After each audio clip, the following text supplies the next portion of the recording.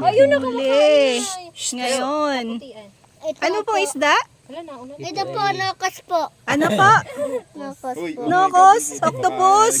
Octopus po yan? Yan po ay guno. Guno, inaman to. Ito malalaki sandali. Yung blue. Ito, iba pa to? Matalus. Ito Matalos. po, siniseparate. Ito po. Yung ginagawang bago. Ang saya. Ala ang saya. Pinag-reverse namin sila.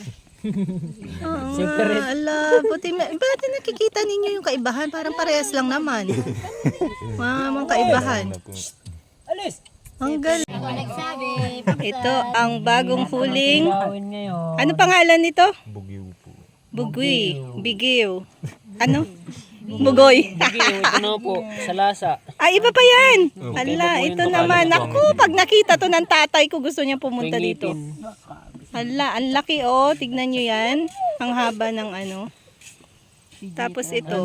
Binuhuli hanggang dito. Ganun kadami ang nahuli nila. Binuro. Ayan yung binuburo. Yung walang Mga yan.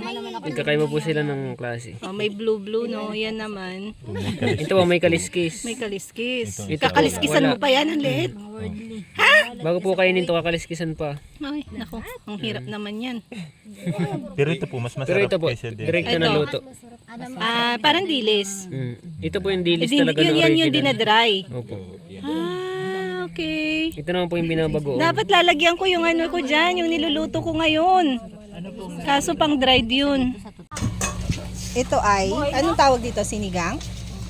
Sinigang. Ito ay, hindi ko alam eh. Basta pinagalo-halo ko lang. Ito po ang tawag nila. Ito ay pugita. Ito ay kinilaw na bugiyo.